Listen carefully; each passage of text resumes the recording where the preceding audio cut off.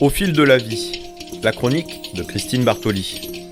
Aujourd'hui, faut-il interdire la fessée ? Et comme le disent mes parents, ça fait circuler le sang.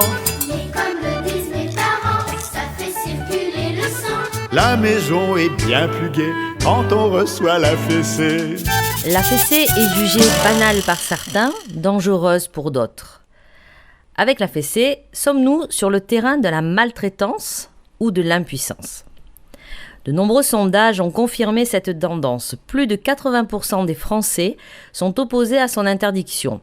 C'est justement cette opinion, cette habitude transmise de génération en génération, cette violence éducative ordinaire que la Fondation de France entend combattre, précisant que plus de 50% des parents commencent à frapper leur enfant avant l'âge de 2 ans, persuadés par l'éducation qu'ils ont reçue que cela leur est utile et profitable. En réalité, la question qu'on peut se poser, c'est où commence la maltraitance ? En effet, frapper, le mot est fort. Un peu, beaucoup, passionnément, la fessée bénéficie encore d'une certaine popularité, mais de la petite tape qui surprend et arrête l'avalanche de caprices à la fessée pensée, régulière et mise en scène, il y a un monde. Alors un parent qui donne une fessée occasionnelle est-il pour autant un parent maltraitant ? La fessée n'est bien sûr pas une méthode d'éducation. Pour autant, je ne pense pas que des parents qui, de façon générale, parlent à leur enfant, lui expliquent les choses et punissent sans fessée, soient des parents maltraitants parce qu'un jour, excédés, ils ont donné une fessée.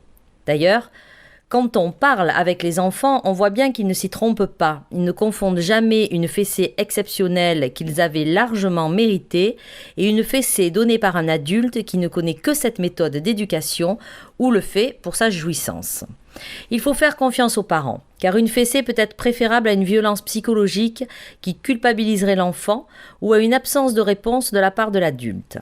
Il s'agit en tout cas d'une réponse plus saine. Argument réfuté par la Fondation pour l'enfance qui dit « Toute violence envers nos enfants peut avoir des conséquences sur leur santé physique et psychologique.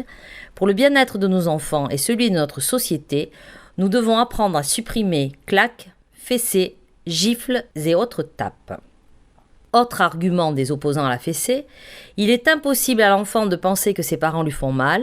L'enfant se dit donc qu'on le frappe pour son bien, car il est coupable. Un sentiment psychiquement dévastateur à long terme.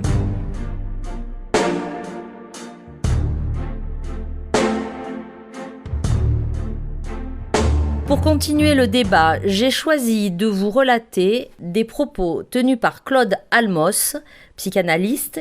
Voilà ce qu'elle nous dit. Qu'on s'occupe plutôt des vraies violences. Se demander s'il faut officiellement interdire la fessée est à mon sens non seulement un faux débat, mais un débat dangereux. Faire une loi sur la fessée, c'est dire aux parents que la menace qui pèse aujourd'hui sur les enfants, c'est la fessée. Or, la menace qui pèse sur les enfants, c'est l'absence d'éducation.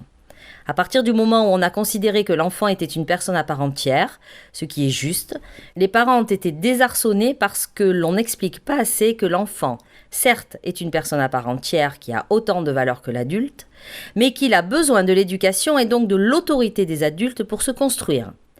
Comme on oublie la deuxième partie du message, les parents sont perdus. Le vrai sujet, c'est la maltraitance. Si l'on veut punir les parents maltraitants, ce qu'on ne fait pas, l'arsenal juridique existant permet de le faire sans inventer une nouvelle loi. J'aimerais bien voir les gens qui se battent pour l'interdiction de la fessée sur le terrain de la maltraitance. Quand les services sociaux passent dans les familles où ils font des constats de maltraitance, de torture, d'abus sexuels, là, c'est comme si personne n'avait rien vu. Les scandales comme cela, on n'en entend parler que lorsqu'il y a un mort. Alors, que les gens qui défendent l'idée d'une loi contre la fessée arrêtent de faire du politiquement correct et mettent les mains dans le cambouis. Et que l'on cesse d'entretenir cet idéal de parents zen en toutes circonstances. La vraie vie, ce n'est pas ça. Merci Christine Bartoli, c'était votre chronique au fil de la vie. On vous retrouve sur la page Facebook.